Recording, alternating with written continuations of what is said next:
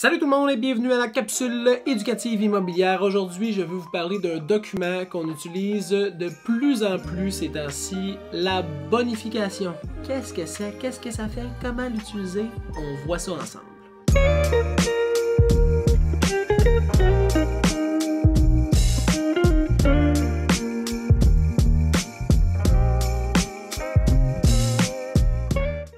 Donc, c'est quoi ça, le document de bonification avant acceptation, communément appelé une BO?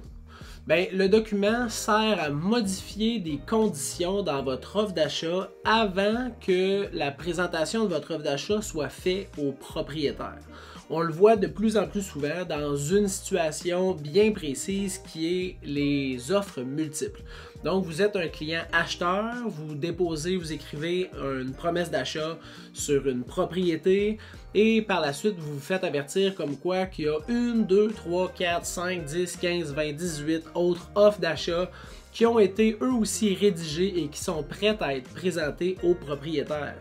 Vous étiez le premier à faire une offre d'achat, donc vous êtes avisé, la personne, le courtier vous appelle, « Hey, Paul, t'es plus tout seul à présenter une offre d'achat, est-ce que tu veux faire une modification, une bonification avant acceptation des conditions de ton offre d'achat? » Donc c'est dans cette situation-là qu'on va voir le plus souvent l'utilisation de ce document-là. À quoi il sert? Bien, à modifier peu importe quelles conditions qu'il y a dans votre offre d'achat. Souvent, ça va être le prix, donc on va faire une augmentation au niveau du prix, on va faire un retrait de certaines des conditions, n'importe quoi qui peut venir avantager votre offre d'achat. C'est facile à comprendre, vous étiez dans une situation où vous étiez seul avec le propriétaire dans la transaction, vous avez probablement décidé de donner le prix qui était demandé avec certaines conditions, mais quand on se retrouve à être plusieurs à déposer un offre d'achat sur une maison, c'est pas la même game.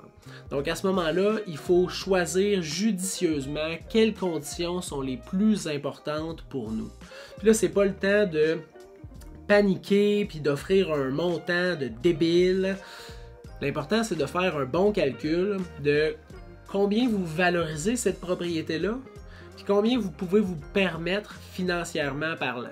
Donc, si vous, cette maison-là, si vous la perdez, vous vous dites, ben, c'est pas vraiment grave, à la limite, on va en trouver un autre, ben, est-ce que c'est nécessaire, premièrement, de faire une bonification? Puis de combien si jamais vous en faites une. Mais si c'est un coup de cœur pour vous et c'est la propriété que vous voulez, bien c'est là que c'est important de faire un calcul très précis du montant que vous croyez qu'il soit accepté.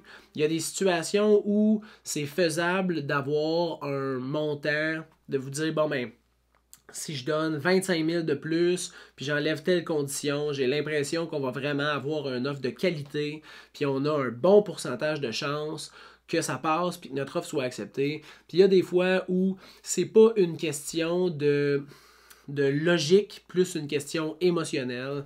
C'est souvent quand on va vendre ou acheter des maisons sur le bord des lacs, des cours d'eau, d'une montagne. À ce moment-là, on tombe vraiment du côté émotif, puis c'est souvent la personne qui, comment je pourrais dire ça, qui a le pouvoir d'achat le plus grand qui va le remporter. J'en ai parlé dans mon vlog la semaine passée. On a eu une propriété qui s'est vendue à 103 000 de plus que le prix, à vrai dire vendu. L'offre d'achat est de 103 000 de plus que le prix affiché. Pourquoi? Bon, on avait une vue sur la montagne et probablement que cet acheteur-là cherchait ce type de propriété-là depuis un bon bout de temps et il a donné un montant faramineux de plus que le prix affiché. Même si j'avais réussi à conseiller ma cliente de faire une bonification, il n'y aurait rien eu de logique qui aurait pu appuyer le conseil professionnel que je lui aurais donné. Donc, des fois, il n'y a rien à faire. Par contre, c'est important de comprendre que ce document-là, c'est avant l'acceptation d'une offre d'achat. Donc, quand vous êtes avisé que vous n'êtes plus seul à présenter votre promesse, ben, c'est le moment de s'asseoir avec votre courtier ou de s'asseoir avec les personnes qui vous conseillent et de dire « Ok, parfait. comment on se dirige. C'est un document très facile à remplir qui va venir s'annexer à votre promesse d'achat, qui va vous permettre d'avoir une offre d'achat acceptée. Si jamais vous avez des questions sur ce genre de document-là ou sur des transactions en surenchère ou en offres multiples, n'hésitez pas à me faire signe, ça va me faire plaisir. Pour le reste, je vous souhaite une super bonne semaine. On se voit vendredi pour le vlog hebdomadaire. Bonne journée!